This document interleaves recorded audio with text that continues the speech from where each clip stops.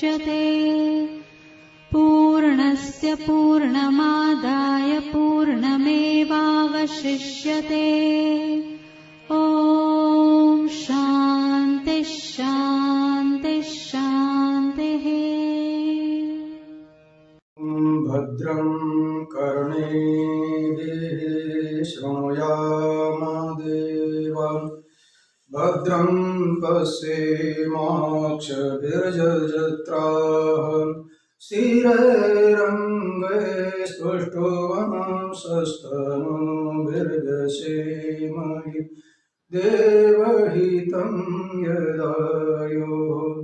स्वस्ति न इन्द्रो वृद्धश्रवान् स्वस्ति नः पूषा विश्ववेदाः स्वस्ति नस्तार्क्ष्यो अरिष्टनेमिः स्वस्ति नो बृहस्पतिर्दधातु। ॐ शान्ति शान्ति शान्तिः।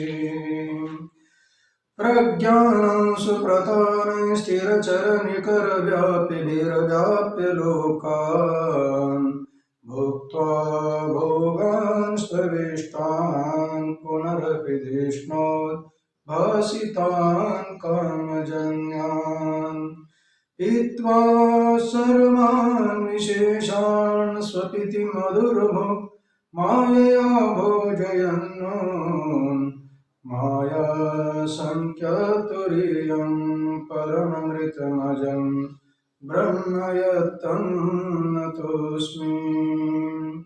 यो विश्वात्मा विनिजविषयान् प्रास्य भोगान् स्तवेष्टान् पश्चात्तान्यान् स्वमतिविभवान् ज्योतिषा स्वेन सूक्ष्मान् सर्वानेतान् पुनरपि शनैः स्वात्मनि स्थापयित्वा हित्वा सर्वान् विशेषान् विगतगुणगणान् पापसो नस्तुरीयः। हम लोग इस प्रेमपुरी अध्यात्म भवन मुंबई में स्वदेश सत्र में उपस्थित है। विषय मांडुक्य उपनिषद है। आगम प्रकरण आत्मा का तृतीय पाद का वर्णन चल रहा है। प्राज्ञ का 5वां मंत्र है, उसके ऊपर हम लोग देख रहे थे। 5वां मंत्र है यत्र सुप्तो न कंचन कामं कामयते न कंचन स्वप्नं पश्यति तत् सुसुप्तं सुसुप्तस्थानः एकीभूतः प्रज्ञानघन एव आनंदमयो हे आनंदभुक् चेतोमुखः प्राज्ञस्तृतीय पादः। सुसुप्ति अवस्था का सुंदर वर्णन है। सुसुप्ति अवस्था में किसी प्रकार की कुछ कामना होती नहीं है, न किसी प्रकार के स्वप्न के दृश्य दिखाई देते नहीं हैं। इसका मतलब बाहर के जगत का देखना हो या स्मरण करना हो, दोनों के दोनों बंद हो जाते हैं, उसको सुसुप्ति बोलते हैं। ऐसा सुसुप्ति स्थान जिसका है उसको प्राज्ञ बोलते हैं। एकीभूत प्रज्ञान घन है, अर्थात जितने भी ज्ञान हैं, ज्ञान का ठोस एक बन जाता है, उसको प्राज्ञ बोल देते हैं। उसका अभिमानी प्राज्ञ है और वह आनंदमय है। उसके विशेषण है प्राज्ञ के। और आनंद भूख है, चेतोमुख है, ऐसा प्राज्ञ हम लोग कल देख रहे थे। आनंद भूख कैसा है? येषो अस्य परम आनंदः, बृहदारण्यक की श्रुति के माध्यम से ये परम आनंद है, ये बता। अब ये परम आनंद मतलब निरपेक्ष आनंद नहीं है, ये सापेक्ष आनंद की चर्चा है। यहाँ पर सापेक्ष आनंद इसलिए बोला जाता है, यहाँ जागृत के अनुसार, स्वप्न के अनुसार किसी प्रकार का प्रयास नहीं,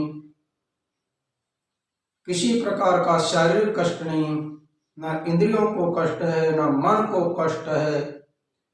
कोई भी वस्तु को प्राप्त करना हो या देखना हो, सुनना हो, स्मरण करना हो, तो बाहर की इंद्रियों को, भीतर के मन को थोड़ा बहुत तकलीफ होती है। और उससे मिला हुआ जो ज्ञान है, आनंद है,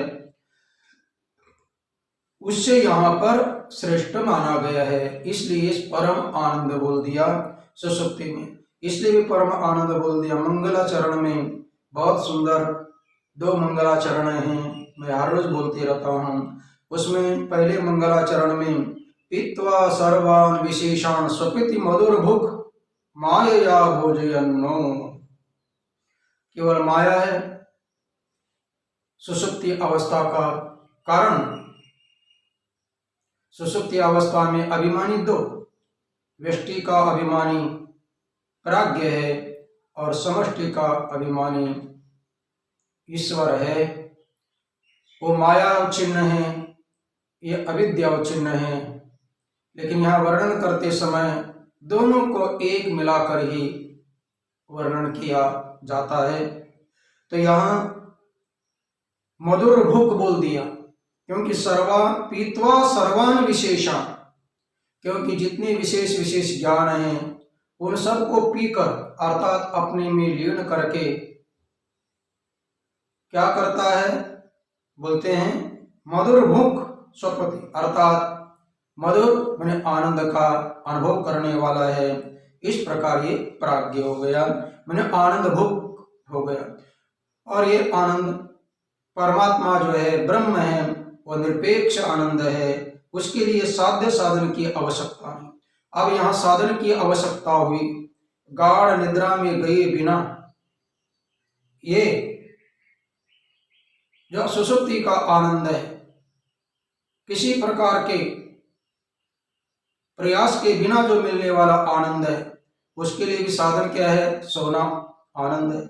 और उसमें कारण माया कहिए, अज्ञान कहिए, अविद्या कहिए, एक कारण है, और उस कारण के कारण वहाँ आनंद मिल रहा है। इसका मतलब सुषुप्ति का जो आनंद है वह साध्य साधन से युक्त है, और जो परम आनंद है वह साध्य साधन से निरपेक्ष आनंद है। तो साध्य साधन से सापेक्ष आनंद को यहाँ पर प्राज्ञ का आनंद है और उत्कृष्ट आनंद है। अब उसका एक विशेषण है फिर, चेतोमुख, अर्थात चेतन ही उसका मुख है। पहले आत्मा के 2 पाद हो गए, विश्व और तेजस, उनके अंगों का भी वर्णन किया और साथ साथ मुख का वर्णन किया। 19 मुख वाले थे वे, अर्थात 5 ज्ञानेंद्रिय, 5 कर्मेंद्रिय, 5 प्राण, मन बुद्धि चित्त अहंकार, इनको 19 मुख बोले थे। चाहे वे मन के हो, माने मन के का अर्थ है तेजस के, और बाहर विश्व है उसके भी 19 बताए थे। लेकिन भीतर जो प्राज्ञ है उसके कितने मुख है, केवल एक ही मुख है, और वो बोल दे चेतन मुख है। अब वो चेतन मुख क्यों कहा, उसके लिए स्वयं ही वर्णन करते हैं, व्याख्या करते हैं। उस प्राज्ञ को चेतो मुख विशेषण क्यों दे दिया, क्योंकि मुख का अर्थ है द्वार, उसके बिना आना जाना कुछ भी संभव नहीं है। बोलते हैं ना, मुख के द्वार बोला जाता है, किसी भी गांव का हो, मंदिर का हो, तो द्वार के माध्यम से ही आवागमन, भीतर जाना भी हो, बाहर भी आना हो, तो जाना आना आवागमन, इसके लिए द्वार की जरूरत है। तो प्राज्ञ के लिए द्वार क्या है, तो चेतन द्वार है वो। कैसे, स्वप्नादि प्रतिबोध चेता प्रति द्वारीभूतत्वात् चेतो मुखः। स्वप्नादि प्रतिबोध चेतः। स्वप्नादि माने स्वप्न और जागृत, मूल तो तीन ही हैं और तीन के अंदर दो ऊपर है और एक नीचे है। जागृत स्वप्न कार्य रूप है और सुषुप्ति कारण रूप है। अब इस कारण से सुषुप्ति से कार्य में आना है, तो ये आवागमन करने के लिए द्वार है, तो ये चेतन द्वार है। कैसे? स्वप्नादि प्रतिबोध, प्रतिबोध का अर्थ है ज्ञान, माने स्वप्नादि का जो ज्ञान रूप में, स्वप्नादि कैसे हैं, चाहे स्वप्न हो जागृत हो, वो प्रतिबोध रूप है, माने ज्ञान स्वरूप है। विश्व है बहिष्प्रज्ञात, माने ज्ञान हो गया। तेजस है अंतःप्रज्ञात, इसलिए प्रतिबोध हो गया। प्रतिबोध, प्रतिबोध माने ज्ञान, क्योंकि प्रज्ञा कहिए, प्रतिबोध कहिए, बुद्धि कहिए, समझ कहिए, आप इंग्लिश में नॉलेज कहते होंगे। तो कहने का तात्पर्य जो स्वप्नादि का जो ज्ञान है, उस ज्ञान रूप जो चेत का था चेतना के प्रति द्वार है। कौन? सुषुप्ति अवस्था, द्वारीभूतत्व माने सुषुप्ति अवस्था स्वप्न और जागृत के प्रति द्वार है, माने प्रज्ञान घन बोल दिया उसको, और ऊपर के भी केवल प्राज्ञ बोल दिए थे, एक बहिष्प्रज्ञ और एक अंतः प्राज्ञ, और नीचे वाले को घन प्रज्ञ बोल दिया। तो इसका मतलब इनका जो ज्ञान है, उस ज्ञान रूप जो चेतन, ज्ञान ही चेतन होता है। सत चित आनंद बोलते हैं। सत माने अस्ति, चित माने भांति, भांति माने ज्ञान। तो ये स्वप्नादि रूपी जो ज्ञान है, वही चेतन के, उस चेतन के प्रति द्वार होने के कारण चेतो। कौन है चेतनो? जो सुषुप्ति अवस्था है। सुषुप्ति अवस्था में जो प्राज्ञ है, उस प्राज्ञ को विशेषण देते हैं कि ये चेतन मुख वाला है। वही प्राज्ञ ही कहाँ आता है? स्वप्न में आएगा, वही जागृत में आएगा, कारण ही कार्य में आएगा। अविद्या और अविद्या से जन्य दो अवस्थाएं हैं, स्वप्न और जागृत। स्वप्न और जागृत इनको बोलते हैं कार्य हैं। कहाँ से आए हुए हैं? चाहे स्वप्न हो जागृत भी हो, वो आए हैं तो अपना अविद्या से आए हुए हैं, सुषुप्ति से आए हुए।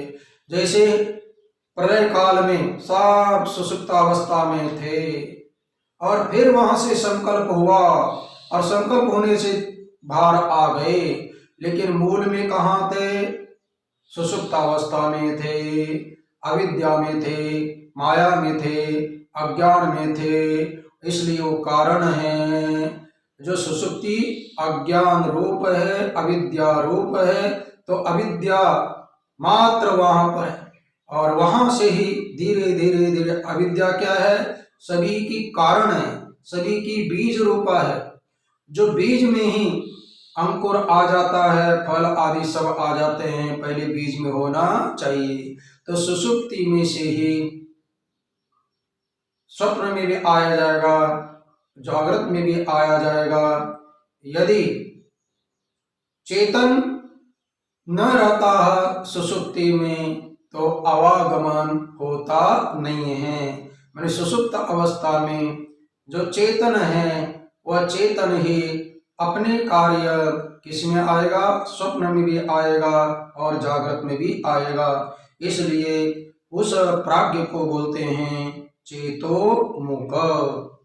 चलिए हिंदी में बोल दिया, स्वप्नादि ज्ञान रूप चेतना के प्रति द्वार स्वरूप होने के कारण यह चेतोमुख है। मैंने स्वप्नादि ज्ञान रूप चेतना के प्रति, जो ज्ञान ही चेतन है और उस ज्ञान रूप चेतना के प्रति द्वार स्वरूप है सुषुप्तावस्था। और सुषुप्त अवस्था का अभिमानी प्राज्ञ जो है चेतोमुख हो जाएगा, अर्थात चेतन के बिना क्रिया होने वाली नहीं है।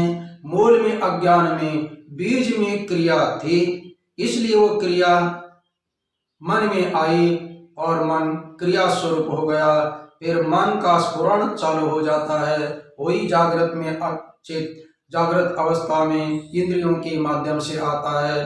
पहला आएगा मन में और मन से इंद्रियों में, इस प्रकार सब चेतन दिखाई दे रहा है। बाहर हम लोग देख रहे हैं, इस देखना रूपी जो कार्य है या स्वप्न में देखते हैं वो कार्य है। इस देखने का कारण कौन है, कहाँ से ये देखना रूप आ गया, तो मानना पड़ेगा कि अज्ञान अवस्था सुषुप्त अवस्था वहां से कारण से इस कार्य में आया हुआ है। इसलिए उस प्राज्ञ को सुषुप्त अवस्था अभिमानी को चेतो मुख ये विशेषण यहाँ पर दिया गया है। और एक दूसरा लक्षण करते बोल, कभी कभी एक लक्षण समझ में नहीं आया, समझ में आने पर भी अरुचि मानते।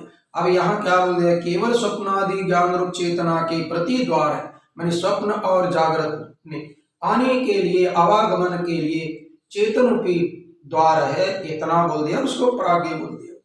तो हो सकता है कि और भी एक थोड़ा सा समझाने का प्रयत्न करने का, भाष्यकार एक लक्षण बताकर रुके नहीं है, दूसरा भी लक्षण करते हैं। दूसरा लक्षण क्या करते हैं, चेतोमुख का बोध लक्षणम वा चेतो द्वारम मुखम अस्य स्वप्नादि आगमनम प्रतीति चेतो मुख। अब बोलते हैं बोध लक्षणम, यहां भी बोध लक्षण ज्ञान स्वरूप ही है। जो ज्ञान स्वरूप है वह करता है अथवा, और बीच में आया जो ज्ञान स्वरूप है अथवा चेतो द्वारम मुखम अस्य, यहाँ चेतो का अर्थ है चित्त कर दिया, वहां चेतन कर दिया, कोई नहीं। चित्त द्वार रूपी है मुख जिसका, उसको बोलते हैं चेतो मुख। किसके लिए चित्त द्वार चाहिए, किसके लिए चेतन द्वार चाहिए, किसके लिए मुख चाहिए, तो स्वप्नादि आगमनम प्रतीति ही, आगमनम प्रतीति स्वप्नादि अर्थात स्वप्न और जागृत अवस्था को प्राप्त करने के लिए, क्योंकि स्वप्नादि अवस्था है वहां आना है, आने के लिए द्वार चाहिए। वो कौन सा द्वार है, चित्त ही द्वार है, और चित्त को ही चेतन बोलते हैं, चित्त चेतन। तो चलिए ये हो गया चेतोमुख, मानी कोई विशेष ये नहीं है, कहने का तात्पर्य है ये सुषुप्ति अवस्था दोनों तरफ जाने के लिए क्या है, चौड़ा होता है। देखिए गांव में जाते हैं, तिमवानी बोलते हैं, चौवानी बोलते हैं, दो रास्ते वाले हो जाते हैं, जाते जाते बोलते हैं ना, अरे भाई दो रास्ता आएगा, कहीं तीन रास्ता आएंगे, कभी चार रास्ता आएंगे। जहां दो आदि रास्ते होते हैं तो एक इधर जाने वाला रहता है और एक इधर जाने वाला रहता है। तो ये सुषुप्ति अवस्था एक रास्ता स्वप्न की ओर जाता है और एक रास्ता जागृत अवस्था की तरफ जाता है। आवागमनम प्रतीति माने आने के लिए, प्राप्ति के लिए ये द्वार है चेतोमुख। वास्तविक यहाँ चेतन इसलिए बोलते हैं कि गाढ़ निद्रा में तो कोई भी क्रिया नहीं हो रही है, और जैसे ही गाढ़ निद्रा से बाहर आते तो डायरेक्ट कभी स्वप्न में आते हैं तो कभी जागृत में, कोई नियम नहीं है। लेकिन प्राय अपना अनुभव है 80% तो सुषुप्ति में जाने के लिए जागृत अवस्था से थोड़ा सोते हैं, सोने पर कुछ ना कुछ उल्टा सुल्टा दिखाई देता है। अब उल्टा सुल्टा दिखाई देने लगा, ये स्वप्न अवस्था के तरह है, और फिर वो सुषुप्ति में जाता है। और सुषुप्ति के बाद में भी सुबह देखिएगा या नींद खुलने के लिए तो आपको थोड़ा प्रयत्न के बाद में देगा नींद कैसी खुल रही है। नींद एकाएक नहीं खुलते, कुछ ना कुछ वहां भी उल्टा पुल्टा दिखाई देता है। उल्टा पुल्टा का अर्थ यह है जो नहीं है दिखाई देता है, उसी का नाम है स्वप्न। प्राय अपना अनुभव है कि 80% जागृत से स्वप्न और स्वप्न से जागृत आ जाता है, और कभी कभी डायरेक्ट जाग जाते हैं, लेकिन प्राय कुछ ना कुछ वहां थोड़ा सा इधर उधर का दिखाई देता है, वो स्वप्न अवस्था है। तो कहने का तात्पर्य चाहे स्वप्न हो चाहे जागृत हो, इनमें आने के लिए कारण में चेतन विद्यमान है, और उस चेतन के कारण इनमें अपना चेतन आ जाता है दोनों में, और दोनों में क्रिया होती है। सुषुप्त अवस्था में चेतना घनीभूत होती है, ज्ञान घनीभूत होता है, इसलिए वहां कोई क्रिया नहीं है। क्रिया परिच्छिन्न में होती है, अपरिच्छिन्न में नहीं। आकाश में कोई क्रिया नहीं है, सीमित में क्रिया होती है, व्यापक में क्रिया होती नहीं है, ठोस में क्रिया होती नहीं है। तो वहां प्रज्ञान घन में जो चेतन घन है वहां क्रिया नहीं है, लेकिन कार्य में स्वप्न अवस्था में देखिएगा मन की क्रियाएं चालू है। जागृत अवस्था में विश्व की सब अपना देखने की क्रिया चालू है। चलिए आगे, इसलिए चेतोमुख नाम दे दिया। अब उसको प्राज्ञ क्यों बोलते हैं? मैंने सुषुप्त अवस्था का जो अभिमानी है उसको प्राज्ञ क्यों बोल दिया? यद्यपि प्राज्ञ तो वहां भी है, जो विश्व को क्या बोल दिया? बहिष्प्रज्ञ, मैंने बहिर्प्रज्ञा वाला वो भी ज्ञान है। यहाँ प्रज्ञा का अर्थ है ज्ञान, प्राज्ञ प्रज्ञ ही विशेष रूप प्रज्ञ मूल में होता है। प्रज्ञ का अर्थ है प्रकृष्टेन जानाति प्रज्ञ, और तस्य भाव प्राज्ञ, उसी प्रज्ञ को स्वार्थ में अन प्रत्यय करते तो प्राज्ञ बन जाता है। जैसा रम धातु का राम बन जाता है, इसी प्रकार प्रज्ञ का प्राज्ञ बन जाता है। तो ये प्राज्ञ का अर्थ क्या हो गया? ज्ञान का घन, घनीभूत ज्ञान। उसको प्राज्ञ क्यों कहते हैं? तो मूल में विश्व में भी और तेजस में भी प्रज्ञा है ही है, ज्ञान है ही है। फिर यहाँ पर भी बोल रहे हैं तो इसको बोलते हैं भूत भविष्य ज्ञातृत्वं सर्व विषय ज्ञातृत्वं अस्य एव इति प्राज्ञ। चाहे भूत काल का हो चाहे भविष्य काल का हो, सभी का ज्ञातृत्व इसमें विद्यमान है। मैंने संपूर्ण भूत काल के पदार्थों का ज्ञान है, भविष्य का भी ज्ञान सुषुप्ति में, क्योंकि बीज है, बीज में भूतकाल का भी है, आगे का भी है। इसलिए तो बोलते हैं ना, जैसे एक वृक्ष एक गुठली लगाते हैं आम की, तो उस गुठली में एक पेड़ आता है। पहला तो कुछ भी पेड़ दिखाई नहीं देता है, एक पेड़ आता है और एक पेड़ हजारों गुठलियों को देता है, फिर हजारों गुठलियां लाखों पेड़ों को उत्पन्न कर देती है। इस प्रकार क्या आते हैं, पूर्व पूर्व का तो वहां जा रहा है। इसी प्रकार जो सुषुप्ति अवस्था में भूत काल का भी पूरा का पूरा सब कुछ मटेरियल विद्यमान है ज्ञातृत्व का, भविष्य काल में भी है, लेकिन पता नहीं चलता ठोस होने के कारण, क्योंकि वहां कारण अवस्था है। तो कारण अवस्था में सब प्रकार के अपना बीज विद्यमान है।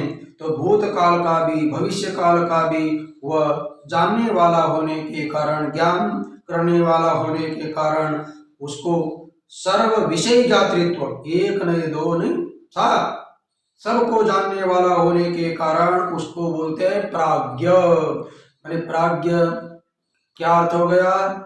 चाहे भूतकाल का हो भविष्य काल का हो, जितना भी संसार हो, तो ये संसार वर्तमान काल तक का तो ही है, लेकिन तीन ही तो काल का बोला जाता है। एक भूतकाल, अभी तक हमारा जो भी बीता गया है, अभी वर्तमान काल चल रहा है और आगे आने वाला है। तो ये तीन प्रकार का ही तो जगत है। तो तीन प्रकार के भूत वर्तमान भविष्य काल, इन तीनों का जो ज्ञाता होने के कारण उसका नाम है प्राज्ञ। सुषुप्तो अपि ही भूतपूर्वगत्या प्राज्ञ उच्यते। अभी बोलते हैं ये तो सोया हुआ है, ये स्वप्न देख रहा है, अपना क्या बोलते हैं जागृत और स्वप्न को समाप्त करके गाढ़ निद्रा में आया हुआ है। अब इस गाढ़ निद्रा में रहने पर इसको प्राज्ञ क्यों बोल दिया? बोलते भूतपूर्व। भूतपूर्व का अर्थ है इसके पूर्व में दो हो गए, एक जागृत अवस्था हो गई और एक स्वप्न अवस्था हो गई। वहां सब कुछ देख रहा था, वहां का ज्ञान था, वही ज्ञान यहाँ पर भी है। इसलिए भूतपूर्व में मानी सुषुप्त स्वप्न अवस्था में जानता था। और क्यों स्वप्न अवस्था में कौन सा प्रज्ञ था? अंत प्रज्ञ था भूतपूर्व में। और एक भूतकाल है, वो कौन है? विश्व जो अभिमानी है जागृत अवस्था का, तो जागृत भविष्य प्रज्ञ था। फिर वही प्रज्ञ मैंने अभी देखिएगा सुषुप्त अवस्था, तो सुषुप्त के पूर्व में दो अवस्था थी, भूत जो गई हुई बीती हुई दो अवस्था है, एक जागृत अवस्था एक स्वप्न अवस्था। दोनों अवस्था में ज्ञाता था, वही ज्ञाता यहाँ पर भी है। इसलिए यहाँ भाष्यकार बोल रहे हैं अरे सुषुप्त होने पर भी या सुषुप्ति अवस्था में आने पर भी अब ये जानता तो कुछ नहीं है, क्योंकि गाढ़ निद्रा में सोया हुआ है, जानकारी तो कुछ भी नहीं है।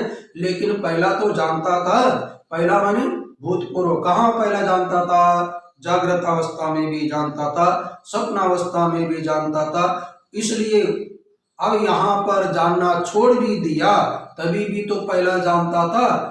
जैसे किसी को आजकल गांव में किसी को पाटिल बोलते हैं, किसी को सरपंच बोलते हैं। अब सरपंच नहीं रहते हैं, पहले सरपंच थे, लेकिन आते ही आइए सरपंच। मैं हमेशा सुनता अपने इसी गांव में किसी को पाटिल बोलते हैं, किसी को सरपंच बोलते हैं, अलग अलग सभी अपना। यहाँ पर जो गांव की पंचायतियों का पद है या सोसाइटियों का चेयरमैन आदि है, अभी वो चेयरमैन पहले कभी हुए होंगे सेक्रेटरी, और अब बोलते हैं आइए चेयरमैन। इसका मतलब अब चेयरमैन है क्या? नहीं, कब थे? भूतपूर्व में थे। इसी प्रकार गाढ़ निद्रा में कुछ भी ज्ञान नहीं है, बगल में अपना गाड़ियां चल रही है, धड़ धड़ चल रहा है, कोई लेना देना नहीं है, गाढ़ निद्रा में पड़ा हुआ है, तभी उसको प्रज्ञ अतः प्राज्ञ जानने वाला कैसा बोलेगा? अरे अभी नहीं जान रहा है, लेकिन पहला तो जानता था ना, पहले दो अवस्था में जानता था। इसलिए भूतपूर्व गत्या, जैसे संसार में नियम है, पहला कोई प्रधानमंत्री बना था, अब प्रधानमंत्री नहीं है तो आइए प्रधानमंत्री बोल देते हैं, या सरपंच बोलते हैं, कोई भी पद लीजिएगा, या राजा बोल दीजिएगा। अब राजा पद छिन भी जाता है तो आइए राजा बोल देते हैं। तो इसी प्रकार सुषुप्ति अवस्था में वास्तविक रूप से प्राज्ञ नहीं है, प्रकृष्ट रूप से ज्ञान नहीं है, लेकिन पहला दो अवस्था में भूतपूर्व में था, उस भूतपूर्व गति से यहाँ पर बोला गया है, ऐसा भाष्यकार बोलते हैं। इसलिए बोल रहे हैं सुषुप्तो अपि माने गाढ़ निद्रा में होने पर भी भूतपूर्व गत्या प्राज्ञ उच्यते, हिंदी में बोल देते हैं सुषुप्त होने पर भी भूतपूर्व गति से प्राज्ञ कहा जाता है। भूतपूर्व विशेष रूप, ठीक है, क्योंकि गाढ़ निद्रा में कुछ भी जानता नहीं ना, तो प्राज्ञ क्यों कहा? ये कोई भी पूछ सकते। प्राज्ञ का अर्थ है जानने वाला। स्वप्न अवस्था में जान रहा था, कुछ ना कुछ उल्टा पुल्टा देख रहा था, ज्ञान हो रहा था, और जागृत अवस्था में तो ज्ञान ही ज्ञान है। तो दोनों अवस्था ज्ञान वाले हैं, सुषुप्ति में तो नहीं है। तो सुषुप्ति, अभी सुषुप्ति होने पर भी सुषुप्ति के पूर्व माने भूतकाल में वो जानता था ना, इसलिए यहाँ पर भी उसी का नाम ले लिया प्राज्ञ उच्चते। अथवा भाष्यकार बोलते हैं, चलो कोई बोल सकता है अरे भाई भूतपूर्व जो प्राज्ञ दो है, एक विश्व है और एक तेजस है। जो बहिष्ठ प्रज्ञ वाला तो विश्व है, अंतस प्रज्ञ वाला तो तेजस है। तो वहां दोनों का वर्णन जैसा सेपरेट विभाग से किया गया, अलग अलग से किया समझने के लिए, इसी प्रकार प्राज्ञ का भी विशेष रूप से अलग क्यों नहीं करते हैं, ऐसा कोई प्रश्न कर सकते हैं। तो भाष्यकार उसके लिए बोलते हैं क्योंकि उसमें उतना स्वारस्य नहीं, मैंने एक छोड़कर दूसरे में जाने का अर्थ है कि चलो ये अच्छा नहीं लगता है, या इसमें कुछ कमी हो सकती है, या इसमें स्वारस्य रहता है, बोले इसमें कोई सारस्य नहीं है, मतलब उतना अच्छा नहीं है लक्षण, तो आगे भी कर देते हैं। दूसरा क्या लक्षण करते हैं, अथवा प्रज्ञप्ति मात्रम अस्य एव असाधारणं रूपम इति प्राज्ञः। प्रज्ञप्ति मात्र, अब प्राज्ञ बोलने पर बहिष्प्रज्ञ, अंतस्प्रज्ञ, विश्व और तेजस है। अब वो प्राज्ञ है, उनकी प्रज्ञा है, लेकिन प्रज्ञप्ति मात्र, ज्ञान मात्र नहीं है उनमें। और इसमें क्या, ज्ञान मात्र असाधारण धर्म होना चाहिए, ज्ञान मात्र असाधारण धर्म होना चाहिए। विश्व किसको बोलते हैं, विश्व उसको बोलते हैं जागृत अवस्था का जो अभिमानी है। जागृत अवस्था का जो अभिमान है ये उसका असाधारण धर्म है। जो बहिष्प्रज्ञ वाला था, जो प्राज्ञ है, विश्व है, वो विश्व को बाहर का ज्ञान होता है, तो उसका बाहर के जितने भी है, बाहर के पदार्थों का हो, जागृत अवस्था का हो, वो क्या है, अभिमान करता है। मैंने उसका क्या लक्षण हो गया, जागृत अवस्था का अभिमान, यह विश्व का असाधारण धर्म होगा। और तेजस का क्या असाधारण धर्म होगा, स्वप्न अवस्था का अभिमान करना, यह तेजस का असाधारण धर्म है, तत्त अवस्था।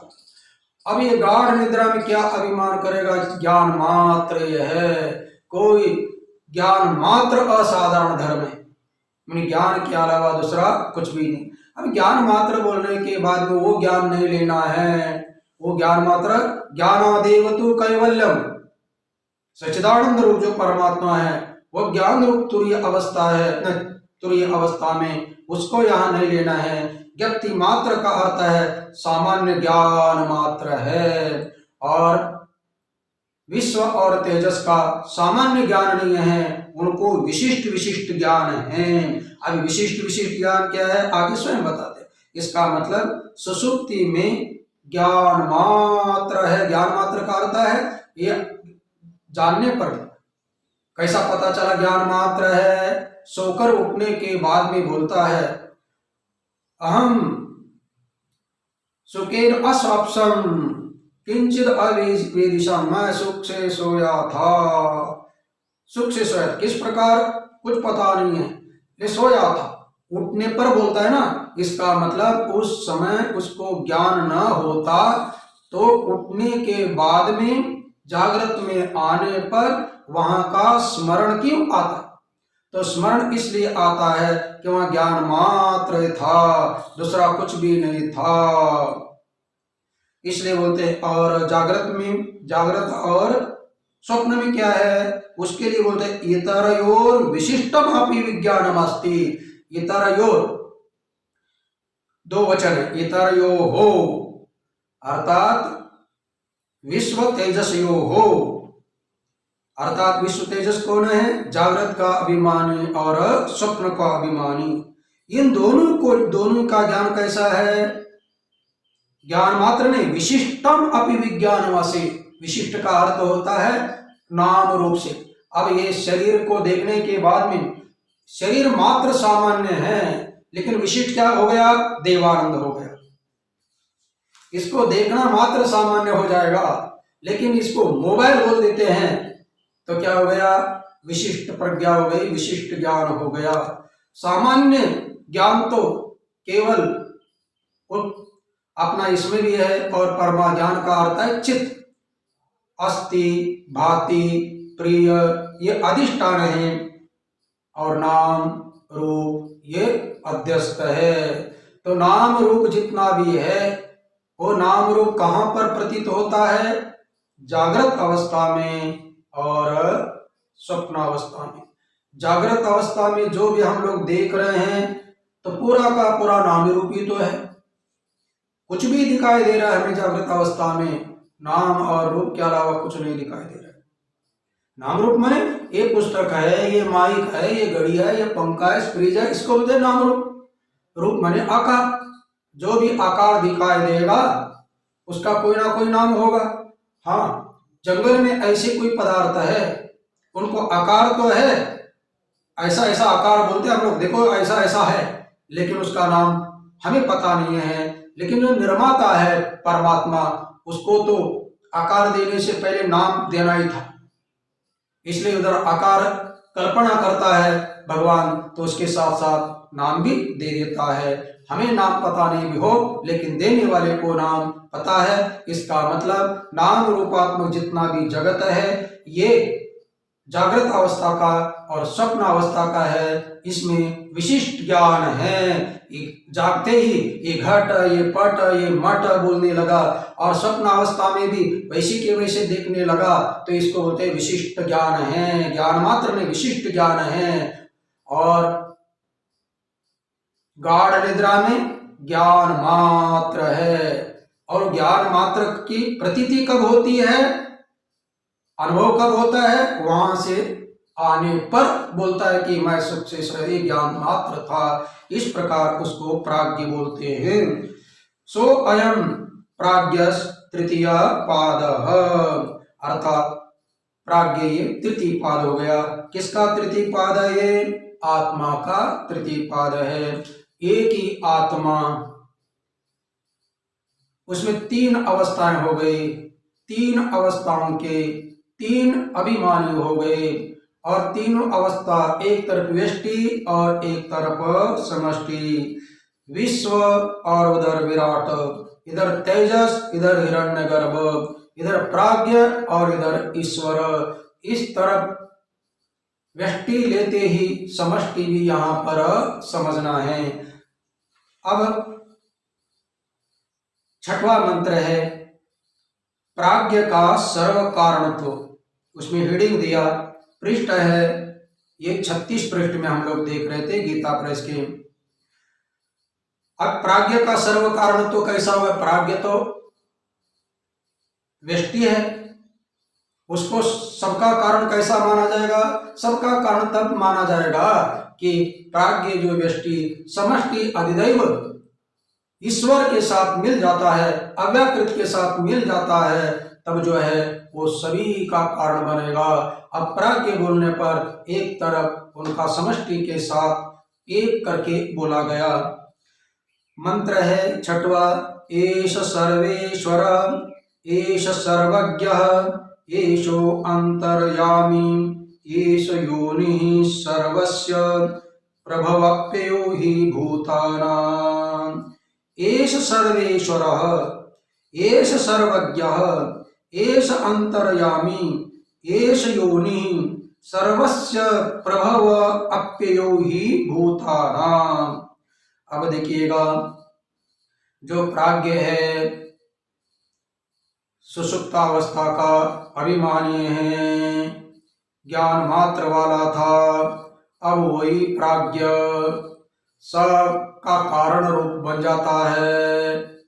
कैसा बन जाता है?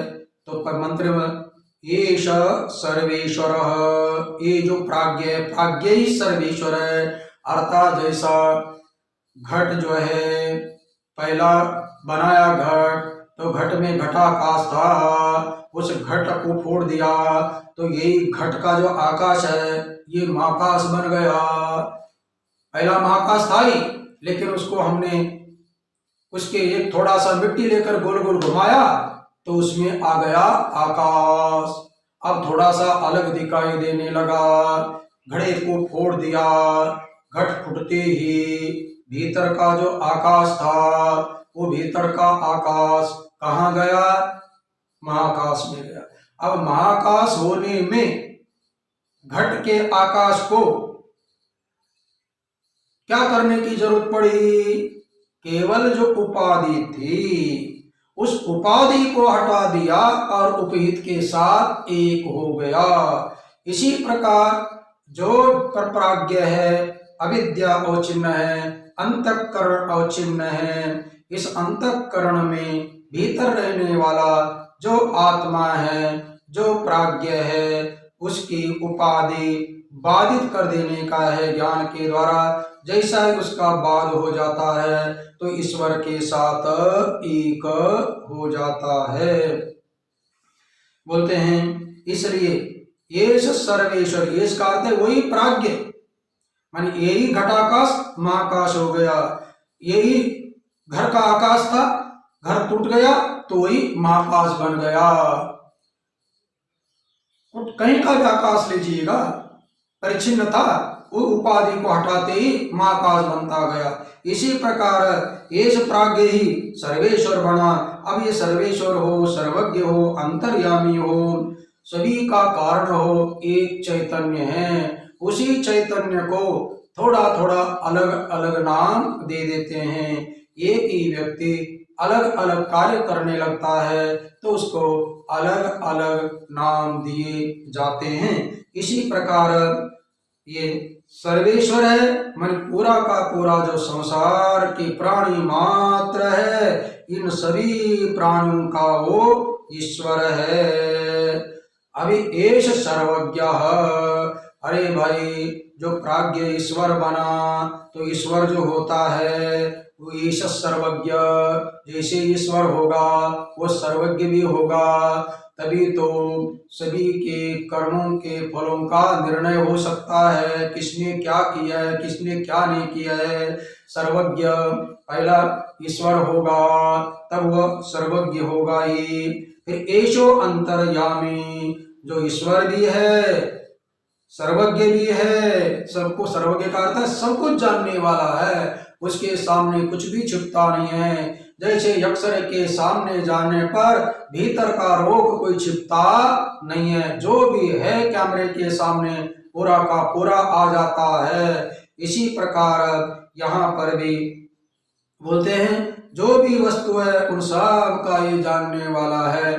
भले हमें वस्तुओं का नाम भी नहीं पता है, ना जाने कितने प्रकार के प्राणी, कितने प्रकार के पक्षी, जीव जंतु, जलचर, भूचर, खेचर, 84 लाख योनियां हैं, और ये वही जाने उन सबको कैसा इनको दाना पानी देने वाला है। क्योंकि बोलते हैं ना जिन्होंने चोच दिया है तो उन्होंने दाना पानी भी दिया है, इसलिए वे सब कुछ जानते हैं, सब कुछ करते हैं, सर्वज्ञ। और वे ही सर्वज्ञ कहाँ रहते हैं? सर्वज्ञ है, सबको जानते हैं। बोले एश अंतर्यामी, ये सभी के अंतर्यामी, सभी के घट घट में निवास करने वाले हैं। सिया राम मैं सब जग जानी, सब जग, एक भी जगह ऐसी नहीं है कि उसके बिना। अब इसी को हम देख लीजिएगा, हम माइक बोलते, मोबाइल बोलते हैं, केवल मोबाइल बोलते हैं क्या मोबाइल है बोलते हैं? केवल मोबाइल बोलते हैं क्या मोबाइल का ज्ञान मोबाइल देख रहे बोलते हैं? केवल मोबाइल बोलते हैं क्या मोबाइल हमारे लिए प्रिय है बोलते हैं? इसका मतलब इसमें है बोलते हैं तो परमात्मा की सत्ता आ गई, अस्तित्व के रूप में दिखाई दे रहा है तो उसका ज्ञान भी आ गया। ये हमारे पास रखा है तो इसमें प्रिय आनंद भी आ गया। इसका मतलब ये सब चित आनंद रूपी जो परमात्मा इसके अंतर्यामी हैं, मैंने सब में घट घट वासे, किस रूप से? अस्ति भाति प्रिय रूप से वही अंतर्यामी है। कोई भी पदार्थ अस्ति के बिना नहीं है, भाति के बिना नहीं है, प्रिय के बिना नहीं है। अस्ति का अर्थ है कुछ भी आप बोलेंगे, कोई भी पदार्थ, कोई भी मैटर हो तो उसके सामने आपको क्या लगाना पड़ेगा? है। अब है आपको शुद्ध है दिखाई दिया या विशिष्ट है दिखाई दिया? किसका ज्ञान होगा? ये है बोल दिया, ये है शुद्ध है या विशिष्ट है? विशिष्ट क्या हो गया? नाम। मोबाइल है बोल दिया, है तो है, लेकिन ये शुद्ध है आपको नहीं दिखाई दे रही है। शुद्ध है तो सर्व जगह है, लेकिन कुछ नाम रूप लाया तो विशिष्ट आ गया। तो विशिष्ट का ज्ञान होता है, हमें सामान्य का ज्ञान नहीं होता है। सभी के भीतर जो मैं हूं, अरे मुझे जानने के लिए दूसरे की क्या जरूरत है? हाथ के कंगन को अर्शी की क्या जरूरत है? ऐसा ही ज्ञान हो रहा है। मैंने अस्थि के रूप में ज्ञान के रूप में, और ये शरीर प्रिय हम प्रिय है, तो प्रिय के रूप में, ये अंतर्यामी के रूप में सब घटघटवासी है। योनि सर्वस्य भूतानां, भूत मात्र की, योनि का अर्थ है कारण, भूत मात्र को जन्म देने वाला ये दाता है। भूत मात्र का, भूत का अर्थ है प्राणी मात्र। नहीं तो कभी कभी भूत शब्द का अर्थ व्यवहारिक भूत नहीं लिया जाता। यहाँ भवती इति भूत अर्थात 5 महाभूत है, पृथ्वी, जल, तेज, वायु, आकाश, ये भूत, और इन भूतों से बना हुआ पूरा का पूरा जगत, इस जगत का वो कारण है। प्रभव अप्ययो, कैसा कारण है, किसके लिए? प्रभव मनी उत्पत्ति के लिए, और अप्य मनी लय के लिए, अर्थात उसी में भूत मात्र का, भूत मात्र की उत्पत्ति और भूत मात्र का लय होता है। इस प्रकार 6वां मंत्र मूल हो गया। कल इसका अर्थ करेंगे। ओम पूर्णमदः पूर्णमिदं पूर्णात् पूर्णमुदच्यते पूर्णस्य पूर्णमादाय पूर्णमेवावशिष्यते। ओम शांति शांति शांति। सच्चिदानंद भगवान की जय। स्वामी प्रेमपुरी जी महाराज की जय। ओम नमः पार्वती पतये। हर हर महादेव।